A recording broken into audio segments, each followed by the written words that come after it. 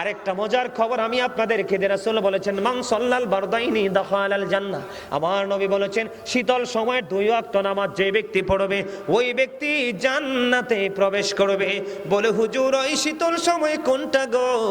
আমার দিকে নজর দিয়ে তাকান, একটু প্রাণটা খুলে শুনুন আমি কি বলতে চাই বন্ধু আপনাদেরকে।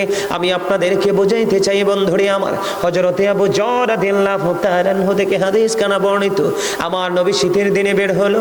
শীতের দিনে বের হওয়ার পরে গাছের দিকে নজর দিলেন, গাছের দিকে নজর দিয়ে চাইয়া দেখলেন আরো কিছুদিন পরে দেখবেন বাংলাদেশের সবগুলো গাছ বন্ধ, পাতা শূন্য হয়ে যাবে। হবে কি হবে না? দেখবেন বন্ধু অটোমেটিক্যালি গাছের পাতাগুলো জোরে জোরে বন্ধু শেষ হয়ে যাবে। আমার নবী বের হলেন, বের হওয়ার পরে দেখতে পাইলেন গাছের পাতাটা ঝরে ঝরে পড়ছে। আমার নবী ডাল টাচ করলেন, টাচ করার পরে আবু যরকে একটা ডাক দিলেন। আবু যর উত্তর দিলেন লাব্বাইকা ইয়া রাসূলুল্লাহ, আমি প্রেজেন্ট, আমি হাজির। আমার নবী বললেন রে আবু যর, তুমি গাছের দিকে নজর দিয়ে চাইয়া দেখো শীতের দিনের কারণে শুষ্ক হয়ে গাছের পাতাগুলো কেমন করে ঝরে ঝরে পড়ছে। রে আবু যর, এই গাছের পাতাগুলো শীতের কারণে শুষ্ক হয়ে যেমনি করে ঝরে ঝরে পড়ছে, ঠিক তেমনি ভাবে আল্লাহর কুদরতি কদমে যখন আল্লাহর বান্দা ভালোবেসে মায়া করে প্রেমে পড়ে, আল্লাহ গো বড় মায়া করে বানাইলা মানুষকে, তার চেয়ে বেশি সুন্দর করে মানুষের বডির মধ্যে সবচেয়ে প্রিয় জায়গা হলো মানুষের এই কপাল। আল্লাহ রাব্বুল আলামিনকে যখন বলবেন মানিব এই কপাল বড় মায়া করে বানিয়েছো, এই কপাল তোমার কুদরতি কদমে আমি ঠেকিয়ে দিলাম, বিনিময় দাও গো, বিনিময় মালিক আমি তোমাকে চাই। বন্ধু হৃদয় গুণে শোনো রে, সোনার গাঁও মঙ্গলের গাঁও গ্রামের মানুষ, তোমাদের সবাইকে বন্ধু বলছি, আমার মা বোনদেরকে ভাই বাবাদেরকে বিশেষ করে বর্তমানে ইয়াং মেনদেরকে আমি ভালো করে বলতে চাই, তোমরা ধ্বংস হয়ে যাচ্ছ, পথভ্রষ্ট হয়ে যাচ্ছ। আলেমদের সাথে তোমরা সময় দিতে চাও না, মসজিদের ইমাম সাহেবের সাথে প্রেম করতে চাও না, তোমরা প্রেম করো নেইমারের সাথে, ক্রিকেটারের সাথে, সিনেমার নায়ক নায়িকার সাথে, স্টপ সিঙ্গারদের সাথে। তোমরা মনে রাখবা যখন তোমার মৃত্যুর সময় আসবে, যখন তুমি সাকারাতের বিছানায় শুইবা, তখন তোমার ঈমান নষ্ট করার জন্য তুমি যদি কোনো ট্রেইলারকে পছন্দ করে থাকো, ঠিক তার শুরুতে শয়তান তোমার কাছে আসবে, তুমি বেঈমান হয়ে মারা যাবে। মনে রাখবা আমার নবীর সুরত কোনোদিন শয়তান ধরতে পারে না। নবীর সাথে যখন তুমি প্রেমের ডুরি লাগাইবা, তখন নবী তোমার মৃত্যুকালে তোমার কাছে এসে হাজির হয়ে যাবে, ঈমানটা স্ট্রং থাকবে। এই জন্য যুবকদেরকে বলে দিতে চাই রে বন্ধু, আমার নবী বললেন প্রেমে পড়ে যখন আল্লাহর কুদরতি কদমে কেউ সেজদাটা লাগিয়ে দেবে, আমার আল্লাহ বলেছেন ওই যে শীতের দিনে যেমনি করে গাছের পাতাগুলো ঝরে যায়, ঠিক তেমনি ভাবে আল্লাহর ওই নামাজি প্রিয় বান্দার গুনাহগুলো সবগুলো ঝরে তার আমলনামাটা পাতলা হয়ে যায়। ওইভাবে নামাজ পড়ো বন্ধু যেই নামাজের মধ্যে আছে প্রেম, ওইভাবে নামাজ পড়ো যেই নামাজের মধ্যে আছে মনোযোগ, ওই নামাজ পড়ো যেই নামাজের মধ্যে আছে ভয়। তুমি নামাজটা পড়তে হবে এমন ভাবে বন্ধু, একজন নামাজে দাঁড়ালেন বন্ধুরে আমার, নামাজে যখন তিনি দাঁড়ালেন, দাঁড়ানোর পরে তিনি বলতেছেন আমি নামাজটা এমন ভাবে পড়তে চাই। কিভাবে পড়ি? কই আমি নামাজটা এমন ভাবে পড়ি, যখন আমি নামাজে দাঁড়াই আমার কাছে মনে হয় আমি ফুলচেরাতের পোলের উপর দাঁড়িয়েছি, একটু যদি নড়বড় হয় আমি জাহান্নামে নিক্ষিপ্ত হব। তার মানে হলো আমি এতটাই মনোযোগের সাথে নামাজ পড়েছি যেন আমার নামাজটা বিন্দু পরিমাণ কোনো আংশিকভাবে যেন অগ্রহণযোগ্য বলে আল্লাহর কাছে গৃহীত না হয়। তিনি বলতেছেন আমার কাছে মনে হয় রে এটা আমার জীবনের শেষ নামাজ, আমি এতটা ভয়, এতটা আতঙ্ক নিয়ে, এতটা তাকওয়া নিয়ে নামাজ পড়ি, আমার কাছে মনে হয় আমার পিছনে যেন আজরাইল দাঁড়িয়ে আছে, ডানে বামে সালাম ফিরাতে দেরি রে, আমার কাছে মনে হয় আমার প্রাণ পাখিটা কেড়ে নিয়ে যাবে। আমি যখন নামাজে দাঁড়াই আমার কাছে মনে হয় আমি যেন বাইতুল্লাহর সামনে দাঁড়িয়ে আছি, আমার কাছে মনে হয় আমার ডান দিকে জান্নাত অবস্থিত, বাম দিকে আমার জাহান্নাম অবস্থিত। এমন তাকওয়া ভয় নিয়ে নামাজে দাঁড়াই, আর ওই নামাজের জন্যই রয়েছে বড় সফলতা। জোরে জোরে বলুন না সুবহানাল্লাহ, আর জোরে বলুন সুবহানাল্লাহ। বন্ধুরে আমার নামাজটা এতটা তাকওয়ার সাথে এতটা মূল্যায়ন করে নামাজটাকে পড়তে হবে। আমাদের একজন কিতাব গ্রন্থের প্রণেতার নাম শুনেছি ইমাম বুখারী। যিনি বুখারী শরীফ রচনা করেছেন, ইমাম বুখারীর নাম শুনছেন নিশ্চয়ই সবাই। মুসলমান ইমাম বুখারীর নাম শুনে নাই এমন কোন মুসলমান পৃথিবীতে নাই বন্ধু। ইমাম বুখারী এমন ভাবে তিনি নামাজ পড়তেন, উনি যখন নামাজে দাঁড়ালেন বিষাক্ত ভীমরুল তাকে কামড় দিল। কি দিল? বিষাক্ত ভীমরুল পোকা তাকে কামড় দিল বন্ধু। কামড় দেওয়ার দিয়ে কামড় কিন্তু দিতেছে, দিতে 10টা কামড় দিয়েছে, কিন্তু নামাজ শেষ হয় না। নামাজ শেষ করার পরে উনি ওনার ছাত্রকে একটা ডাক দিয়ে বললেন, তুমি আমার পাঞ্জাবিটা উঠিয়ে দেখো আমার পিছনে কি আছে। এবার চাইয়া দেখলো বিষাক্ত ভীমরুল পোকা তাকে কামড় দিয়েছে। এবার ছাত্র তাকে ডাক দিয়ে বলল, আপনি কেমন করে সহ্য করেছেন? আপনার এত বিষাক্ত পোকা 10টা কামড় দিয়েছে, তার দাঁত আপনার পিঠের মধ্যে বসিয়ে দিয়েছে, আপনি কি অনুভব করতে পারেন না? তখন বন্ধু ইমাম বুখারী একটা ডাক দিয়ে বলল, রে আমার ছাত্র, তুমি শোনো গো, আমি যখন নামাজে দাঁড়িয়েছি আমার মালিকের দিকে ধ্যান করে যখন আমি কোরআন তেলাওয়াত শুরু করলাম, আমার কোরআন তেলাওয়াত আমার কাছে এতটাই মধুময় মনে হয়েছে, আমার পিঠে কে কামড় দিয়েছে সেটা আমি বুঝতেই পারিনি। সুবহানাল্লাহ, জোরে জোরে বলেন না সুবহানাল্লাহ। সিহা সিত্তার অন্যতম গ্রন্থ হলো বুখারী শরীফ। জোরে জোরে বলেন না সুবহানাল্লাহ। বন্ধুরে আমার, এখন আমাদের মসজিদে আযান দেয়, আমরা মসজিদে যাই না, ঘরে বসে থাকি। কথা বলেন না কেন? আপনি হয়তো যান, আরেকজন হয়তো যায়, সমাজের সব মানুষ যায় না। কথা বলেন না কেন? যাই, আমরা মসজিদে যাই। মসজিদে যাও না, আবু বকর সিদ্দিক রাদিয়াল্লাহু তাআলা আনহুর দাম কম না বেশি? আর জোরে বলেন। আমার নবী বলেছেন, আমি যখন দ্বীনের দাওয়াত দিতে যাইতাম, আবু বকরের মর্যাদা বোঝানোর জন্য বলছি বন্ধু, আমি যখন দ্বীনের দাওয়াত দিতে যাইতাম মানুষ সন্দেহ করতো আমি নবী কিনা, কিন্তু আমার আবু বকর যখন দ্বীনের দাওয়াত দিতে যাইতো রে, বিন্দু পরিমাণ কোনো সন্দেহ করতো না, কারণ জানতো সবাই আবু বকর সাচ্চা নবীর প্রেমিক। বন্ধুরে আমার, আপনারা যারা মদিনাতুল মুনাওয়ারায় গিয়েছেন দেখেছেন নবীর সঙ্গে নবীজির রওজা মুবারকে নবীজির পাশে আপন করে কত জড়িয়ে রেখেছেন আবু বকর শুয়ে আছে। ঠিক না বেঠি? বন্ধুরে আমার, হযরতে আবু বকরের জীবনী থেকে আপনাদেরকে আমি একটা তথ্য দেব বন্ধু। সেই তথ্যটা হলো, একটু মন দিয়ে শুনবেন। আবু বকর দ্বীনের জন্য সব সম্পত্তি ব্যয় করে দিল। ব্যয় করতে করতে করতে করতে করতে করতে বন্ধু তিনি দুস্থ হয়ে গেলেন। একদিন মসজিদে আজান দিয়ে গেল, আজান হয়ে গেল, আবু বকর মসজিদের মধ্যে অবস্থান করতে পারতেছে না, যাইতে পারতেছে না। কেন গো তিনি যাইতে পারে না? তিনি যাইতে না পারার পিছনে কারণ হলো, নামাজ পড়তে হলে কিন্তু পোশাকের একটা শর্ত আছে। কি আছে বন্ধুরে আমার? পোশাকের একটা শর্ত আছে। আজকে আবু বকর এতটাই দুস্থ হয়ে গেছে, ও বন্ধু, আবু বকর এতটাই দুস্থ হলো রে, তিনি যে নামাজ পড়ার জন্য যে পোশাকের শর্ত আছে, ওই পরিমাণ পোশাক পর্যন্ত ওনার কাছে কেনার মতো সামর্থ্য নাই।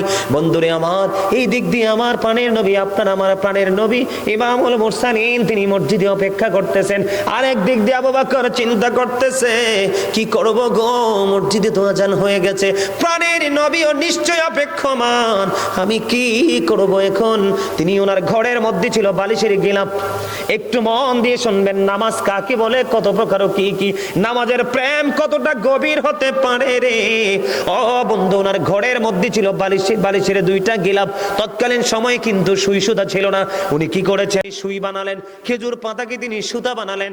এই যে 2টা বালিশের গিলাপ কেটে ছোট্ট জামা দিয়ে একটা ছোট্ট জামা বানালেন। এটাকে সুন্দর করে রেডি করে বন্ধু তিনি মসজিদে চলে গেলেন। আবু বকর আমার নবী একটা ডাক দিয়ে বললেন, রে আবু বকর, আমি থাকা অবস্থায় তোমাদের এমন অবস্থা, আমি চলে গেলে না জানি কি হবে রে আবু বকর। আমার নবী কিছু বললেন না। ও বন্ধু, নবীজি খবর জানে কি জানে না? আর জোরে বলেন, জানে কি জানে না? নবীজির খবর জানার ক্ষমতা আছে না নাই? অদৃশ্যের খবর যদি না দিতে পারে কখনোই তিনি নবী না, আর অদৃশ্যের খবর জানতে না পারলে কখনোই দেওয়া সম্ভব না। আমার কথা কি আপনারা বুঝতেছেন? বুঝতেছেন? মনটা দিয়ে শোনেন বন্ধু। এবার তিনি কি করলেন? মসজিদে চলে গেলেন, একসাথে নামাজটা আদায় করে ফেললেন। নামাজ আদায় করার পরে এবার আবার নবীজি মসজিদ থেকে যখন একটা কদম মুবারক সামনের দিকে বন্ধু বাড়িয়ে দিল, এবার চাইয়া দেখে রে, জিবরাইল আলাইহিস সালাম খেজুর পাতার পোশাক পরে নবীজির সামনে। আর জোরে বলেন না সুবহানাল্লাহ। নামাজ কেমন জিনিস, নামাজ কাকে বলে বন্ধু, কেমন প্রেম নামাজের প্রতি থাকতে হবে। আবু বকরের জীবনী থেকে বন্ধু শিক্ষা নিতে হবে আমাদেরকে। এবার আমার নবী প্রশ্ন করলেন, ভাই জিব্রাইল, আপনি যখন আমার কাছে আসেন তখন কত সুন্দর সুন্দর পোশাক আপনার বডিতে থাকে, কিন্তু আজকে কেন গো আপনার বডিতে খেজুর পাতার পোশাক দেখা যায়? এবার জিব্রাইল আলাইহিস সালাম একটা ডাক দিয়ে বললেন, ইয়া রাসূলুল্লাহ, ইয়া হাবিবাল্লাহ, নবী গো, আপনি আবু বকরের বডির দিকে তাকায়া দেখেন, উনি খেজুর পাতার পোশাক পরে নামাজ পড়তে এসেছে। আমার আল্লাহ গোটা আসমানি ফেরেশতাকে ডাক দিয়ে বলল, তোমরা নজর দিয়ে চাইয়া দেখো, আমার আবু বকরের পোশাক কেনার মতো পর্যন্ত তার সামর্থ্য নাই, টাকা নাই, তারপরেও ছোট্ট বালিশের গিলাপ তিনি ঠিক করলেন, জোড়া লাগাইলেন, তারপরে হয় না খেজুর পাতা তিনি যুক্ত করলেন, পোশাক বানাইয়া নামাজ পড়তে দৌড়ায় মসজিদের দিকে রে। তারপরে আমি মাওলার সেজদা তিনি ছাড়েন না। আমার নবী, আমার আল্লাহ সমস্ত ফেরেশতাদেরকে ডেকে ডেকে বললেন, ও ফেরেশতারা রে, তোমরা সবাই আজকে আমার আবু বকরের সম্মানার্থে খেজুর পাতার পোশাক পরো। এবার জিবরাইল আলাইহিস সালাম ডেকে ডেকে বললেন, ইয়া রাসূলুল্লাহ, ইয়া হাবিবাল্লাহ, নবী গো, প্রাণের নবী, আজকে আমি না গো, আসমানের সকল ফেরেশতারা আজকে খেজুর পাতার পোশাক পরে আছে, আমার নবী আবু বকরের জন্য প্রাণ ভরে দোয়া করে দেয়। দেখেন বন্ধু, লম্বা জামা পরে নামাজ পড়া সুন্নাত। ঘরে নামাজ পড়ার চাইতে আপনি মসজিদে জামাতে পড়া 25 থেকে 27 গুণ বেশি সওয়াব। আজকে আপনি মসজিদে যাচ্ছেন না বন্ধু, কারণ মসজিদে না যাওয়ার কারণে আপনার নামাজটাও কিন্তু রীতিমতো পড়া হয় না। যদি আপনি মসজিদমুখী হতেন, আপনার কাছ থেকে কখনোই নামাজ ছুটে যেত না। আপনারা তো জানেন না, এটাকে আপনারা খেয়াল খুশি মনে বন্ধ মনে করে নিচ্ছেন। হাদিস শরীফের মধ্যে এসেছে, আপনার আমার প্রাণের নবী বলে দিয়েছেন, যদি কারো বাড়ির আঙ্গিনায় একটা পুকুর বা কূপ যদি জলাশয়ে থাকে, সে যদি 5 বার গোসল করে, তাহলে তার শরীরে কোনো ময়লা থাকবে না। ঠিক কিনা বলে?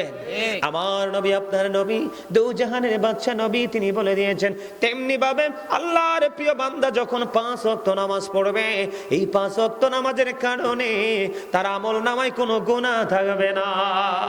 বন্ধুরে আমার, আল্লাহর হাবিব বিষয়টাকে এমন ভাবে আমাদের সামনে উপস্থাপন করেছেন। আল্লাহ রাসূল বলেছেন, আসসালাতুল খামস, 5 ওয়াক্ত নামাজ, ওয়াল জুমআতু ইলাল জুমআ, এক জুমা থেকে আরেক জুমা, ওয়া রমাদানু ইলা রমাদান, এক রমজান থেকে আরেক রমজান, মুকাফফিরাতুল লিমা বাইনাহুন্না ইজাজতুনিবাতিল কাবাইর। আমার নবী বলেছেন, 5 ওয়াক্ত নামাজ যেই ব্যক্তি পড়বে, এক জুমা থেকে আরেক জুমা যেই ব্যক্তি পড়বে, এক রমজান মাস থেকে আরেক রমজান মাস পর্যন্ত যেই ব্যক্তি যথাযথভাবে বন্ধ পালন করবে, আমার নবী বলেছেন, দেখেন আমাদের দাম কত বেশি বন্ধু, আমাদের ইজ্জত কত বেশি, আমাদের মর্যাদা কত বেশি, আমাদের দাম আল্লাহ কত বেশি বাড়িয়ে দিয়েছেন। আমার নবী বলেছেন, 5 ওয়াক্ত নামাজের মধ্যে গ্যাপ আছে না নাই? কথা বলেন না কেন? আরো জোরে। আপনারা কি হাসতে পারেন না? আপনাদেরকে মনটা খারাপ নাকি আমার ওয়াজের? আপনাদেরকে মনটা খারাপ নাকি আমার ওয়াজের দিকে বেশি মনোযোগ? কোনটা? আসলে সত্যি বলছেন, আপনাদের পরিবেশটা একেবারে নিবিড় হয়ে গেছে। আলহামদুলিল্লাহ বলেন। আরো জোরে। আমার কাছে মনে হয় যেন আপনারা কিছু সময়ের জন্য নিজেদেরকে কোথাও জানি হারিয়ে ফেলেছেন। আমার কাছে এরকমই মনে হচ্ছে। এটাই আমাদের প্রত্যেকের হওয়া উচিত। কথা কি আমার বুঝেন? আমি আপনাদেরকে ব্যাখ্যা করে দেই বন্ধু, ছোট্ট করে, কারণ আমার আরো আলোচনার বিষয় রয়েছে। আমি আপনাদেরকে বলতে চাই, আল্লাহ রাসূল বলেছেন, 5 আসসালাতুল খামস, 5 ওয়াক্ত নামাজ কি? আরে যারা বলেন, 5 ওয়াক্ত। ফজরের পরে জোহর পর্যন্ত গ্যাপ আছে না নাই? জোহর থেকে আসর পর্যন্ত, আসর থেকে মাগরিব, মাগরিব থেকে ঈশা, লম্বা লম্বা গ্যাপ আছে না নাই? কারণ এখানে একটা বিষয় বড় অত্যন্ত লক্ষণীয়। মানুষ কিন্তু চায় না গুনাহ করতে, কিন্তু গুনার দিকে ডেকে নিয়ে যায় শয়তান। কে? শয়তান মানুষের একেবারে 100% প্রকাশ্য শত্রু। কিন্তু 100% মুমিন যারা রে, আমার আল্লাহ বলেছেন, ইন্না কাইদা শাইতানি কানা দাঈফা। আল্লাহ বলেছেন, শয়তান ডিসিপশন ইজ ভেরি উইক। শয়তান কখনোই মুমিনকে ধোঁকা দিতে পারে না। শয়তানের ধোঁকা মুমিনের জন্য একেবারে দুর্বল, একেবারে উইক। সুবহানাল্লাহ বলবেন না? সুবহানাল্লাহ। তার প্রমাণ হলো আজকে আপনারা দেখেন, রাস্তায় মানুষের কোনো অভাব নাই, এখানে আসতে চায় না, খেয়ে দিয়ে বাড়ি চলে যাচ্ছে, আর আপনারা সব ছেড়ে জান্নাতের বাগানে। এটাই হলো বন্ধু প্রেমহীন আর প্রেম অন্তরের পরিচয়। জোরে জোরে বলেন না সুবহানাল্লাহ। আমার নবী বলেছেন 5 ওয়াক্ত নামাজের মধ্যে যে গ্যাপ আছে, গ্যাপের মধ্যে যে তোমরা অন্যায় করো, অপরাধ করো, ফজর পড়ার পরে জোহর পড়ে ফেলেছো, মাঝখানের গুনাহগুলি মাফ হয়ে গেল, এমনি করে করে 5 ওয়াক্ত নামাজের গ্যাপে আগে পরের নামাজগুলো তোমার ও গুনাহগুলো মাফের জন্য সহায়ক হবে। এরপরে আমার নবী বলেছেন আল জুমআতু ইলাল জুমআ সাইয়্যিদুল আইয়াম, জুমার দিন শ্রেষ্ঠ দিন। এই দিনটা হলো গরিবের হজের দিন, এই দিনটা হলো গুনাহ মাফের দিন, এই দিনটা হলো আল্লাহর দিদার প্রাপ্ত বান্দা হওয়ার দিন, এই দিনটা হলো বন্ধু অনেক বেশি নেক হাসিল করার দিন। আজকে কোন দিন গেল? জুমার দিন চলে গেল বন্ধু। তোমরা বড় হতভাগা, আমরা বড় হতভাগা রে বন্ধু। এই গান আমাদের মধ্যে নাই। আমি আপনাদেরকে বলে দিতে চাই, আল্লাহর হাবিব সরকারে মদিনা তিনি বলেছেন আগের কাতারে এসে বসতে একটা ওট কুরবানির সওয়াব। সবার আগে যিনি মসজিদে প্রবেশ করবে এবং সবার পরে যিনি মসজিদ থেকে বের হবে, বাড়ির দিকে রওনা হওয়ার পরে প্রত্যেকটা কদমের বিনিময় 1 বছরের নফল ইবাদতের সওয়াব দেওয়া হবে। জোরে জোরে বলুন না সুবহানাল্লাহ। আরেকটু মহব্বতে পড়ুন সুবহানাল্লাহ। বন্ধু হৃদয় খুলে শোনো গো, আমার নবী বলেছেন তুমি আজকে একটা জুমার নামাজ পড়লা, আগামী শুক্রবার আরেকটা জুমার নামাজ পড়ো, মাঝখানে একটা সপ্তাহ, ঠিক কিনা বলেন? দিন রাত ঘন্টার পর ঘন্টা, সময়ের পর সময় মাইনাস হয়ে গেল। আমার নবী জানিয়ে দিয়েছেন এই যে লম্বা সময় 2 জুমার মাঝখানে, এই লম্বা সময়ের গুনাহগুলোর কাফফারা হয়ে যাবে 2 দিকের জুমা। আমার নবী বলেছেন ও রমাদান ইলা রমাদান, আমার নবী বলেছেন এক রমজান থেকে আরেক রমজান, ঠিক কিনা বলেন? 360 দিনে যদি আমি 1 বছর ধরে, কয় দিন? 360 দিনে যদি 1 বছর ধরি, তাহলে বন্ধু আপনার এই বছর রোজাতে চলে গেল 30 দিন অথবা 29 দিন। আমি 30 দিনে ধরলাম। পরের বছর যখন এবং ফার্স্ট ইয়ার শুরু হয়ে যাবে বন্ধু, প্রথম যখন বছর শুরু হয়ে যাবে, তখন ওখান থেকে আমি আরো 30টা দিন মাইনাস করে দিলাম, 60 দিন চলে গেল। আরো অবশিষ্ট আছে কয় দিন? 300 দিন। বন্ধু আমার নবী বলেছেন এই বছর রমজানগুলো তুমি যথাযথভাবে রোজাগুলো রেখেছো, এর পরের বছর যথাযথভাবে রোজাগুলো রেখেছো, মাঝখানে যে 300 দিনের ডিস্টেন্স, ও বন্ধু 300 দিনের যে ডিস্টেন্স বা পার্থক্য রয়েছে, 2 দিকে রোজার কারণে তোমার গুনাহগুলো মাফ হয়ে যাবে। তবে পরে নবীজি বলেছেন মুকাফফিরাতুল লিমা বাইনাহুন্না ইজাতুনিবাতিল কাবাইর, আমার নবী বলেছেন তবে শর্ত হলো কবিরা গুনাহ থেকে বেঁচে থাকতে হবে। আওয়াজ তুলে বলেন আল্লাহু আকবার। আরেকটা মজার খবর আমি আপনাদেরকে দিয়ে, রাসূল বলেছেন মান সাল্লাল বারদাইনি দাখালাল জান্নাহ, আমার নবী বলেছেন শীতল সময় 2 ওয়াক্ত নামাজ যে ব্যক্তি পড়বে ওই ব্যক্তি জান্নাতে প্রবেশ করবে। বলে হুজুর ওই শীতল সময় কোনটা গো? ও বন্ধু একটা হলো ফজরের নামাজ, আরেকটা হলো বন্ধু আসরের নামাজ। মান তারাকা সালাতাল আসরি ফাকাদ হাবিতা আমালুহু, আমার নবী বলেছেন যেই ব্যক্তি আসরের নামাজ ছেড়ে দিল তার যেন সব আমল যেন ধ্বংস হয়ে গেল। আপনি ফজর জোহর পড়লেন, মাগরিব ইশা পড়লেন, কিন্তু আসর ছেড়ে দিলেন, আপনার সব আমল যেন বন্ধ নষ্ট হয়ে গেল। আজকে সেই নামাজ সম্পর্কে আমাদের কোনো দায়িত্ব নাই।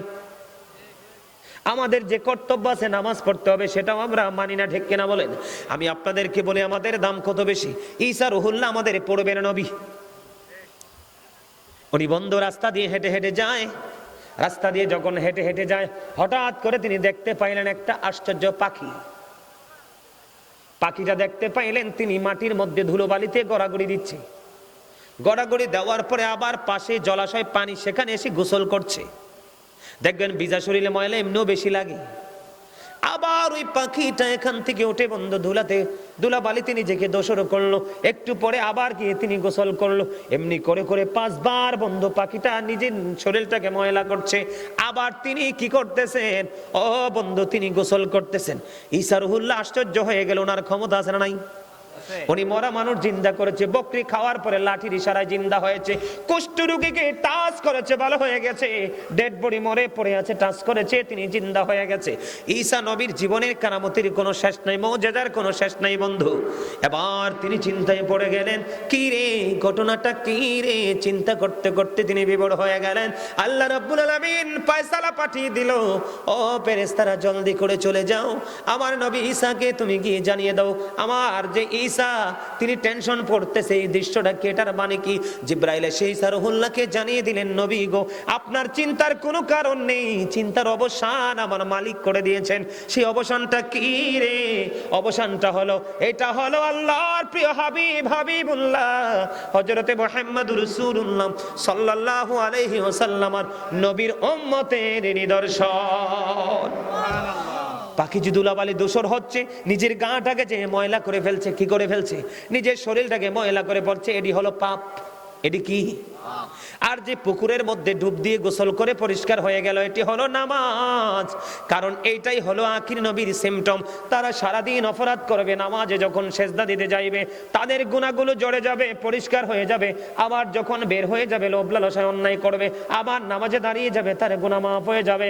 আমার শয়তান বলল, আল্লাহর ইজ্জতের কসম করে বলছি গো উম্মত, তোমার বান্দাগুলোকে পথভ্রষ্ট করব।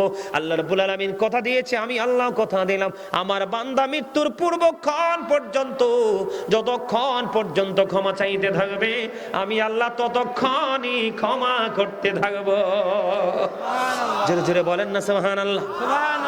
বলে হুজুর এক একটা সিমটম হাদিস শরীফের মধ্যে এসেছে। আপনার আমার পানের নবী বলেছেন, মাছের মাথার সমপরিমাণ চোখের পানি যদি আপনার চোখ দিয়ে ঝরে পড়ে, আমার আল্লাহ ওয়াদা করেছে, আমার নবী জানিয়ে দিয়েছেন, তার জন্য জাহান্নামের আগুনটা হারাম হয়ে যাবে।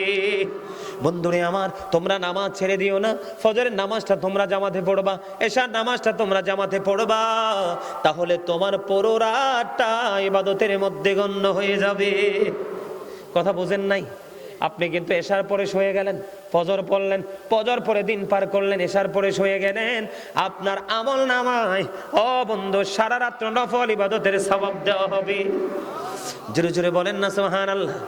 এখন আপনারা তো জানেন না অপরাধটা কি হবে নামাজ না পড়লে। আমরা কিন্তু অনেকেই জানি না অপরাধটা কি হবে বন্ধু। এক ব্যক্তি ভুল করে এক মহিলাকে চুমু খাইলেন। কি করলেন? চুমু খাইলেন। একজন আরেকজনের বিবিকে চুমু খাওয়া বা বেগানা নারীকে চুমু খাওয়া অন্যায় না? এবার তিনি চুমু খাওয়ার পরে অপরাধ বোধ হলো, এবার নবীজির কাছে চলে গেলেন, ইয়া রাসূলুল্লাহ, ইয়া হাবিবাল্লাহ, নবী গো কত বড় অন্যায় করে ফেলেছি, এখান থেকে আমি মুক্তি পেতে চাই। আমার নবী সঙ্গে সঙ্গে জানিয়ে দিলেন, তুমি নামাজ পড়তে থাকো। তাহলে আপনার জীবনের গুনাহ থেকে মুক্তি পাওয়ার জন্য গুরুত্বপূর্ণ ভূমিকায় থাকে আল্লাহর কুদরতি কদমে সেজদা। কথা বলেন না আরো জোরে। আল্লাহর কাছে পছন্দের কাজ হলো বন্ধু সময় মতো নামাজ আদায় করা। কি করা? আল্লাহর কাছে পছন্দের কাজ সময় মতো নামাজ আদায় করা, মা বাবার সাথে সুন্দর ব্যবহার করা, আর দ্বীনের জন্য যুদ্ধে নিজেকে যুক্ত করা। জোরে জোরে কন্যা সুবহানাল্লাহ। আর জোরে বলেন। তাহলে আমাদের নামাজ পড়ার দরকার আছে না নাই? নামাজ আমরা পড়বো কি পড়বো না? নামাজ পড়লে লাভ না লস? আর জোরে বলেন। নামাজ পড়তে রাজি আছেন? আমি ছোট্ট করে বন্ধু সংক্ষিপ্ত আকারে বলবো, কেউ যদি ইচ্ছে করে এক ওয়াক্ত নামাজ যদি কাজা করে, কয় ওয়াক্ত? এক ওয়াক্ত নামাজ যদি কাজা করে, তাহলে তাকে এক হুকবা জাহান্নামে থাকতে হবে। এক হুকবার বাণী হলো বন্ধু 80 বছর। কত বছর? আর জোরে বলেন। 80 বছর। এই দুনিয়ার বছরের মতো না, এই পৃথিবীর বছর না, এই পার্থিব জীবনের সময় না, এটা হলো ওই যে ফিউচার বর্জকি জীবন, আখিরাতের সময়। বন্ধু ইচ্ছে করে যদি তুমি কাজা বুঝেননি, যেমন জোহরের আজান হলো, নামাজের সময় হলো, আপনি নামাজটা পড়লেন না, পরে আপনি আদায় করে নিলেন কাজা। ইচ্ছে করে যদি এরকম করে না, 80 হোক বা জাহান্নামে থাকতে হবে, এক হোক বা জাহান্নামে থাকতে হবে, তার হবে বছর হলো 80 বছর। কত বছর? বন্ধুরি আমার, এর মানে হলো কিয়ামতের একটা দিন, পরকালের একটা দিন এই পৃথিবীর 1000 দিনের সমান হবে কমপক্ষে। কত? একটা দিন এই দুনিয়ার 1000 দিনের সমান হবে। এই হিসাব করে খুঁজে মিলে গেল 2,88,00,000 বছর জাহান্নামে থাকতে হবে। জোরে জোরে কন্যা নাউজুবিল্লাহ, আরে আরো জোরে বলেন না নাউজুবিল্লাহ। এই পৃথিবীর 1000 দিনের মতো হবে কিয়ামতের হাসরের দিনের একটা দিন। শুধু ইচ্ছে করে এক ওয়াক্ত নামাজ কাজা করার কারণে শাস্তি তার জন্য বহাল থাকবে। যদি ইচ্ছে করে কেউ নামাজ ছেড়ে দেয় তাহলে সে যেন কুফরি করে ফেললো। এবার আসেন হুজুর, আমি এই বিষয় নিয়ে আর আলোচনা করবো না, ছোট্ট একটা যারা বোঝার বুঝে গেছেন অটোমেটিকলি, ঠিক কিনা বলে। এবার আসেন নামাজটা কবুল হচ্ছে না কেন? নামাজটা কবুল না হওয়ার কারণ হলো হাদিস শরীফের মধ্যে এসেছে, আল্লাহ রাব্বুল আলামিন কোরআনে বলেছেন ইন্নাল্লাহা ইউহিব্বুত তাওয়াবিন ওয়া ইউহিব্বুল মুতাহহিরিন।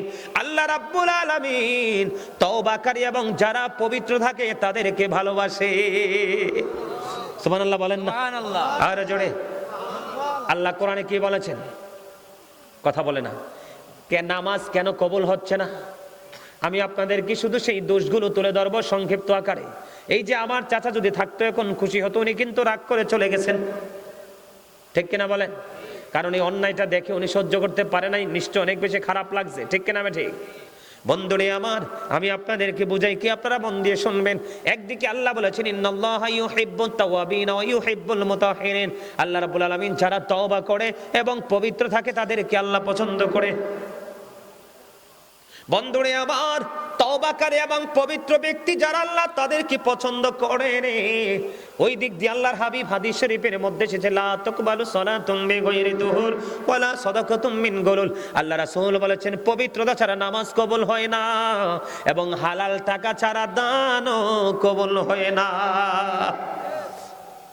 বুঝো না তোমরা কথা? ঠিক না? কে বলছে কথা? আল্লাহর হাবিব। আল্লাহর হাবিবের কথা সত্য না? সাদাকাল্লাহুল মাওলানাল আযীম ওয়া সাদাকা রাসূলুহুন নবিয়ুল হাবিবুল কারীম। আল্লাহর কথা যেমনি সত্য, নবীর কথা। এটা কিন্তু বেঈমান কাফেররাও কিন্তু এটা বলেছে যে নবীজি আল আমিন, তিনি যে সত্যবাদী, এটা তারা নিজেরা তাদের লেখনির মাধ্যমে, বক্তব্যের মাধ্যমে তারা এটাকে একবারে আপনার কি করে দিয়েছেন, একবারে শনাক্ত করে দিয়েছেন। কিভাবে জানেন?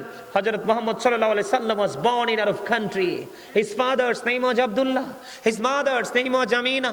His father died before he was born. He lost his mother in his childhood. He was very truthful. তিনি ছিলেন শ্রেষ্ঠ সত্যবাদী। কে? আপনার আমার প্রাণের নবী। জোরে জোরে কন্যা সুবহানাল্লাহ। আর জোরে আল্লাহ বলতেছেন কি, যারা তওবা করে, বেশি বেশি করে তওবা করে পবিত্র থাকে, আল্লাহ তাদেরকে পছন্দ করেন, ঠিক না? বন্ধুরে আমার, আর আরেক দিক দিয়ে আল্লাহর হাবিব বলতেছেন পবিত্রতা ছাড়া ইবাদত কবুল হয় না, হালাল টাকা ছাড়া দানও কবুল হয় না। মিফতাহুল জান্নাতিস সালাহ ওয়া মিফতাহুস সালাতিত তুহুর। নামাজ হলো জান্নাতের চাবি, আর নামাজের চাবি হলো পবিত্রতা। কি বুঝছেন নি কথা? নামাজের চাবি কি আর নামাজ কি? জান্নাতের চাবি। as-salatul mi'rajul মুমিনিন, নামাজ মুমিনের জন্য মেরাজ। জোরে জোরে কন্যা সুবহানাল্লাহ। আর জোরে বলে। এবার আসেন, নামাজ কবুল না হওয়ার পিছনে অন্যতম কারণ হলো বন্ধু, সর্বপ্রথম বর্তমানে ম্যাক্সিমাম মানুষ হারাম পথে টাকা উপার্জন করে খায়। আরো ধরে কন্যা কেন? কারণ বন্ধু, যাদের বডিটা হারাম উপার্জিত খাবার দিয়ে গঠিত হয়েছে, তাদের সেজদা কখনো কবুল হবে না। এখানে নোংরামি আছে না নাই? 2 নাম্বার, বুখারী শরীফের মধ্যে এসেছে হাদিস খানা। আপনি 10 টাকা দিয়ে একটা জামা কিনেছেন, অথবা 100 টাকা দিয়ে, অথবা 1000 টাকা দিয়ে। 1000 টাকা দিয়ে যদি কিনেন, 900 টাকা আপনার হালাল, 100 টাকা হারাম। 10 টাকা দিয়ে যদি কিনে থাকেন, 9 টাকা আপনার হালাল, 1 টাকা হারাম। বন্ধুরে আমার, আমার নবী বলেছে 1 টাকা হারাম যখন তোমার 9 টাকার সাথে যুক্ত হলো, এটা হারাম হয়ে গেল। এই পোশাক পরে কিয়ামত পর্যন্ত তুমি নামাজ পড়ো রে, এই নামাজ আল্লাহর দরবারে কবুল হবে না। আওয়াজ তুলে বলুন না নাউজুবিল্লাহ। আর জোরে বলেন নাউজুবিল্লাহ। নাউজুবিল্লাহ। 2 নাম্বার হলেন বর্তমানে ম্যাক্সিমাম বর্তমান সমাজের যুবকদের দিকে যদি তাকাই, আপনারা তো ঢাকার মানুষ, ম্যাক্সিমাম যুবকের পরনে দেখবেন জিন্স প্যান্ট থাকে, কি প্যান্ট থাকে? জিন্স প্যান্ট আছে না নাই? আছে। আমি আপনাদের কি বুঝাচ্ছি, মন দিয়ে ব্রেইনে সেটআপ দেন বন্ধু, বিরক্ত হলে বলবো না। আল্লাহ কোরআনে বলেছেন লিবাসুত তাকওয়া যালিকা খায়র। আল্লাহ রাব্বুল আলামিন বলেছেন আল্লাহর কাছে সবচেয়ে উত্তম পোশাক হলো তাকওয়ার পোশাক। যেই পোশাকটা পুরুষের জন্য, ইমানদার পুরুষের জন্য ফরজ, এই পোশাকটা উপর দিয়ে থাকবে নাভি বরাবর অথবা নাভির উপরে, নিচের দিক দিয়ে থাকবে টাকনোর উপরে। বলে হুজুর এখন যদি আমি নাভির নিচে পড়ি, আপনি ফরজ তরক করেছেন, আল্লাহ রাস্তা দেখিয়ে দেখাইছে একটা, আপনি নিজের রাস্তা তৈরি করেছেন আর একটা। ঠিক কথা কি আমার বুঝে আসে? আর নিচে দিয়ে আপনি টাকনুর উপরে রাখতে হবে, নিচে যাওয়া যাবে না। বুখারী শরীফের মধ্যে সে যে হাদিস খানা, যিনি অহংকার করে করে টাকনুর নিচে ঝুলিয়ে ঝুলিয়ে পোশাক পরবে তার ঠিকানা জাহান্নাম। আল্লাহ ডাজন্ট লাইক দ্য প্রাউড, আল্লাহ অহংকারীকে পছন্দ করে না, ঠিক কিনা বলেন?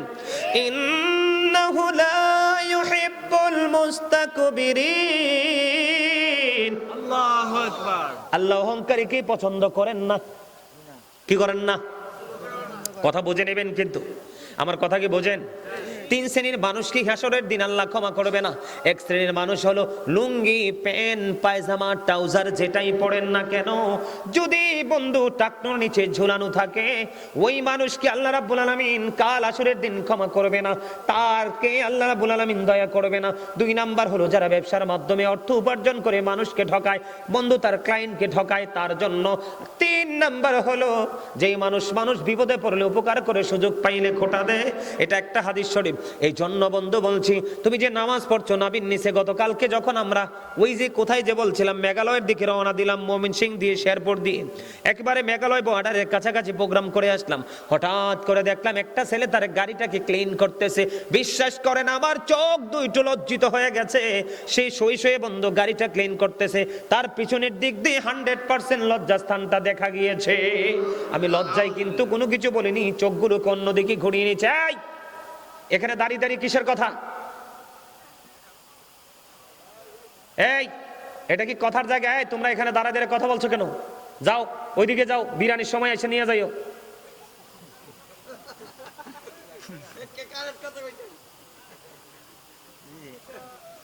আলেমরা সবসময় কারেক্ট কথা বলে, কিছু কিছু নষ্ট মানুষের কাছে টান কারেক্ট হয়ে যায়। আলেমরা সবসময় রাইট কথা বলে, কোন কোন দুষ্ট চরিত্রের মানুষের কাছে এটা রং হয়ে যায়। এই কমু আনে হাদিয়া লইয়াই চিননি। আলহামদুলিল্লাহ। আমার খুব আসলে প্রেম করতে চামড়া সাউন্ড লাগে না। চামড়া যদি বয়কারে বড়তে